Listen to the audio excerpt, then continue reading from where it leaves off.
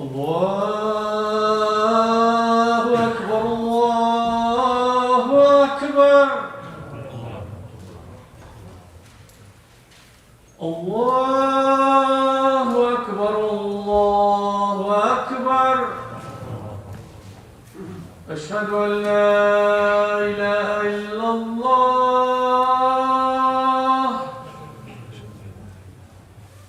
أشهد أن لا إله إلا الله أشهد أن محمدا رسول الله أشهد أن محمدا رسول الله حي على الصلاة حي على الصلاة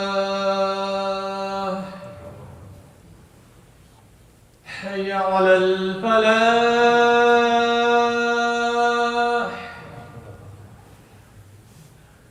حي على الفلاح الله أكبر الله أكبر لا إله إلا الله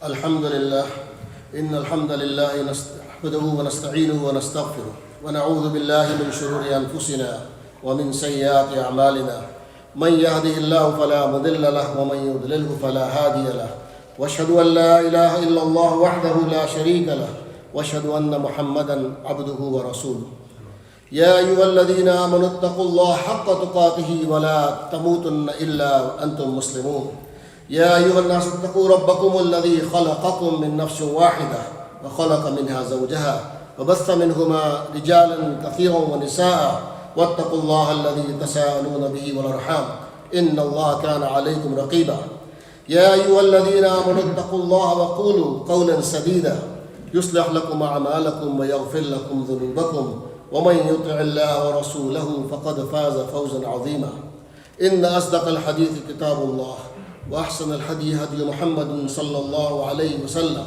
وشر الأمور محدثاتها وكل محدثة بدعة وكل بدعة ضلالة رب اشرح لي صدري ويسر لي أمري واحلل عقدة من لساني يفقهوا قولي. Dear brothers and sisters in Islam, first couple of just quick announcements. Hopefully almost everybody here over the age of 16 has gotten the vaccine, and those who haven't should get it. So just keep practicing. The mask should be over your nose. I'm doing it because I think I have more distance. But keep practicing social distancing. It'll be a few more months and inshallah we can go back to normal if people keep practicing social distancing and being careful about it. Things are improving, alhamdulillah. So just every time we want to remind people to continue doing that. We are preparing for the month of Ramadan. After next Friday, when we come back 2 weeks from now, we will be already in the month, inshallah. So there's a lot of preparation, a lot of thinking. I'm going to take a few points that I have to discuss since we have a very short time. Things that you already know, maybe something new you will learn. But it's good to be reminded so we can get our spirit, our excitement built up for Ramadan. So when Ramadan comes, we are ready for it. First thing we always recite, Ya ayyuhalladhina amanu kutiba alaykumus siyamu kama kutiba alal ladhina min qablikum la'allakum tattaqun. That has been prescribed upon you, like people before, so you can achieve taqwa. Now, the word we always struggle with is taqwa because there is no equal translation in any other language that I know of, in Urdu or English or Spanish or whatever. People say fear, consciousness, God consciousness, and awareness, and so on. Recently, a word that has entered the vocabulary is called mindfulness. There are consultants who are teaching courses on mindfulness. And mindfulness means being aware. Like you're sitting in the masjid, your mind should be in the masjid, thinking of Allah subhanahu wa ta'ala. When you're driving to work, you should be paying attention to the road, not to the work that you're going to. So you should be living in the present. That's what mindfulness is. And one meaning of taqwa that people are saying recently, scholars are saying, is taqwa could be translated as such because whatever you are doing, you're aware of Allah subhanahu wa ta'ala, you are doing it for the sake of Allah subhanahu wa ta'ala. The quality of worship that you're doing is based on that taqwa. And that is being aware that why you are doing what you're doing to connect with Allah subhanahu wa ta'ala. So by fasting, we inshallah will get more mindful and our quality of our worshipping and prayers will improve and we will get closer to Allah subhanahu wa ta'ala, inshallah. And then, of course, the next ayah after that, شهر رمضان الذي أنزل فيه القرآن هدى للناس وبينات من الهدى والفرقان. So as soon as the fasting is mentioned, Quran is mentioned. This is the month of fasting and the month of Quran. So we need to develop the relationship with the Quran. Now, we already talked about fasting, or taqwa, mindfulness, as I call it. Fasting, the scholars have said, Imam Ghazali actually wrote a long time ago, there are three kinds, and you might not be aware of that. One fast is very simple, we all know that. Staying away from food, from carnal desires, and eating and drinking and so on. That everybody does that. And that's very easy. That's the general public, that's the minimum requirement of fasting. When Allah subhanahu wa ta'ala is saying that you want to achieve taqwa, of course, eating away from your personal desires of food and drinking and all that we normally do is going to get you closer. But is there a higher level of that? And that's what we need to achieve. That's called the fast of the select few. Among the general public, there will be a few people who will do this. That means they will keep their ears, their eyes, their tongue, their hands, their feet, and all the other organs free of sin. Now, that is sometimes hard to do. There is a lot of things to distract us. On the road, there are signs trying to sell alcohol, trying to do this, that. And there's this constant reminder. Mostly we don't pay attention to Muslims, alhamdulillah. But in Ramadan, you got to be extra careful. You might be seeing a lady on the street that might attract your attention. I hope we don't look at it. But in Ramadan, look the other way. Say something, say some dua, or say something. So this is, when you're talking to people, you should be, when you're at work, people should know that you're fasting. So your whole action is, your whole persona changes. And hopefully, this is the practice for the rest of the year. That in Ramadan, you do this thing. So you're, after the Ramadan, you'll become a better person in that, a more better person. Then there is the fast of the elite, khas al-khas they call it. It's called the abstention of the heart from worldly thoughts. Constantly thinking of Allah subhanahu wa ta'ala. And staying away from the worries that, like, about your health, about your job, about your money, about your family. All that is fine.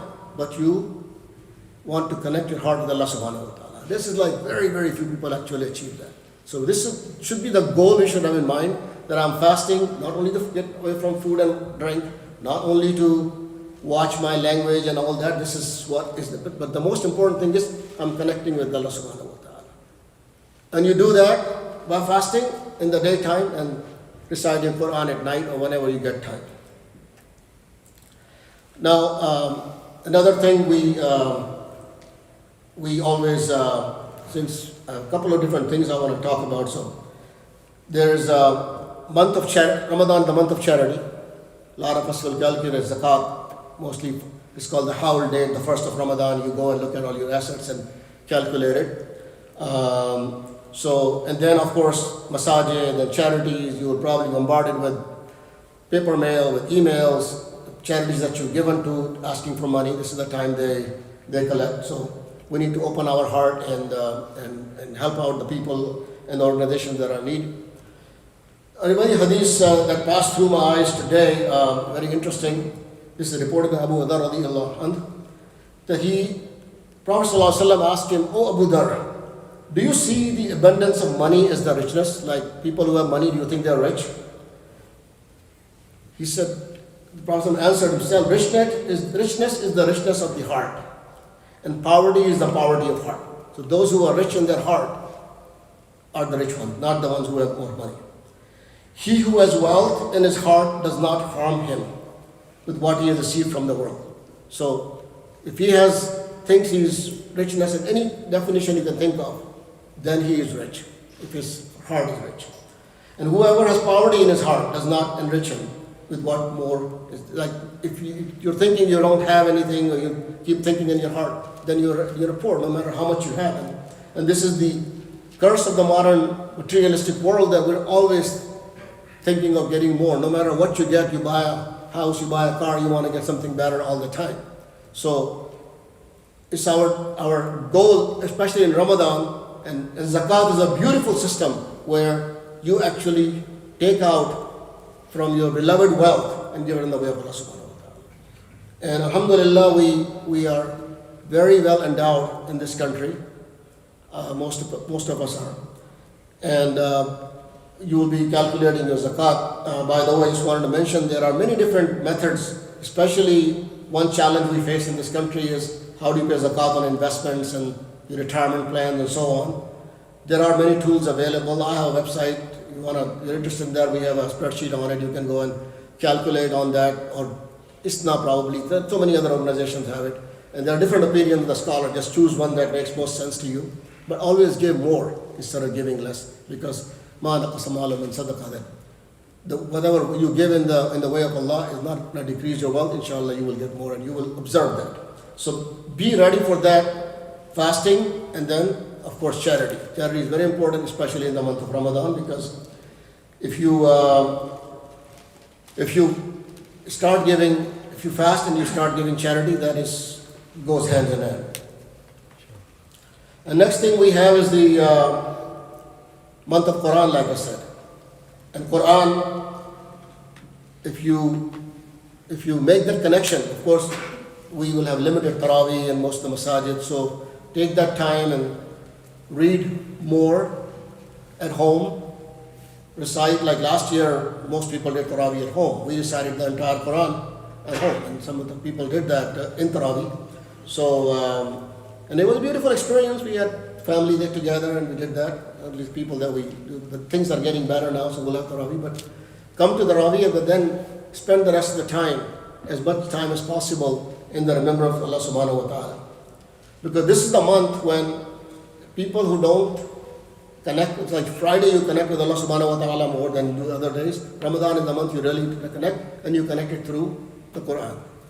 You need to develop that deep relationship with the Quran. You need to fall in love with the Quran. And you need to be addicted to the Quran. Like Quran should be part of you all the time, every time. There's a very famous incident that I probably have recited before. As you read the Quran, it speaks back to you. It gives you new insights into life which you never thought. If you read the Quran, sometimes you run into an ayah, it's like you've never heard it before. Very famous incident happened to Umar radiallahu anhu. When Prophet ﷺ died, he was so upset that he took out a sword and said, anybody said Muhammad ﷺ is dead, I'm going to chop his head off. Now who's going to argue with Umar radiallahu anhu? He was a very strong man, and people were afraid. Didn't know how to talk to him. He was going crazy. So it took Abu Bakr radiallahu anhu to go and talk to him, and he recited this ayah, Ma Muhammadun illa Rasul, qad khalat min qabli Rasul, afa in mata qutilan qalabtum ala aqabikum. That Muhammad ﷺ is nothing but an apostle of Allah. And apostle before them has died. If he dies, are you going to turn back on your heels? Umar radiallahu anhu said, it sounded like I had heard this ayah for the first time in my life. Because now he could relate to the incident that this ayah was. Of course, it was revealed at the time of Uhud, when the rumor was spreading that Muhammad ﷺ has been martyred and so on. But it affected him more that day, because that woke him up and said, oh, what am I doing? We need to accept the fact that he's gone. So this is just a very small example of how Quran can make an effect on you if you develop the relationship, you start understanding some of the meanings at least, and get the basics. It's very easy now. There are so many tools available. Internet is full of information. Make sure you go to the authentic websites where there is translations and word by word translation and so on and so forth. You don't even need to buy books anymore on those. So spend some time learning the Quran, reading the Quran. And one more thing that I would like to mention is, like another scholar said, include social media in your fasting. How are you going to do that? Try to get away from Facebook for a few days. Get away from WhatsApp for a few days, for the sake of Allah. I know we need to say a lot of good stuff in there, But just get away. You can survive. Humanity survived 1400 years without the internet, without all this. Have that connection with Allah subhanahu wa ta'ala. Only think and seek of Allah subhanahu wa ta'ala. And maybe this will be, not the entire Ramadan, maybe 1 day, 2 day, 1 week, whatever. Once in a while, just give it a break. Put the phone away and pray. Just like you do when you're praying. You don't look at your phone when you're praying, right? You're fasting, get it out of your life. A few hours a day. I know it's difficult to do. I'm saying that because it's difficult for me to do. I receive a lot of my religious information, people send it to me. So it's difficult to do, but some scholars are saying, have a Facebook fast, have a WhatsApp fast. See if we can at least implement that, if you can remember that. With that, with shorter time, so may Allah guide us, may Allah allow us to take the best advantage of Ramadan, and so we come out better after Ramadan than we are today. And guide us all and help the Muslim Ummah all together.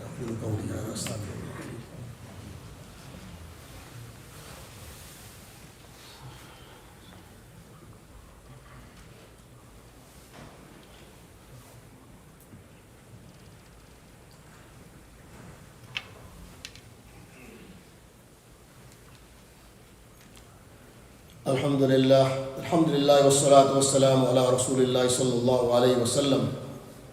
Brother, there's somebody told me, Brother Atif Qureshi in Pakistan died. To please make dua for his maghfirah. Inshallah, may Allah give him Jannah and give sabr to his family. إن الله وملائكته يصلون على النبي يا أيها الذين آمنوا صلوا عليه وسلموا تسليما اللهم صل على محمد وعلى آل محمد كما صليت على إبراهيم وعلى آل إبراهيم إنك حميد مجيد اللهم بارك على محمد وعلى آل محمد كما باركت على إبراهيم وعلى آل إبراهيم إنك حميد مجيد ربنا آتنا في الدنيا حسنة وفي الآخرة حسنة وقنا عذاب النار ربنا افرغ علينا صبرا وثبت أقدامنا وانصرنا على القوم الكافرين ربنا ظلمنا أنفسنا وإن لم تغفر لنا وترحمنا لنكونن من الخاسرين ربنا هب لنا من أزواجنا وذرياتنا قرة أعين واجعلنا للمتقين إماما اللهم أيد الإسلام والمسلمين اللهم انصر من نصر دين محمد صلى الله عليه وسلم واجعلنا منهم واخذل من خذل دين محمد صلى الله عليه وسلم ولا تجعلنا منهم اللهم أرنا الحق حقا وارزقنا اتباعه وأرنا الباطل باطلا وارزقنا اجتنابه اللهم ثبتنا على الإسلام اللهم نور قلوبنا بنور الإيمان اللهم اغفر للمؤمنين والمؤمنات الأحياء منهم والأموات عباد الله رحمكم الله إن الله يأمر بالعدل والإحسان وإيتاء ذي القربى وينهى عن الفحشاء والبغي يعظكم لعلكم تذكرون اذكروا الله يذكركم وادعوه يستجب لكم ولذكر الله تعالى أعلى وأولى وأعز وأجل وأتم وأهم وأكبر والله يعلم ما تصنعون. أقم الصلاة.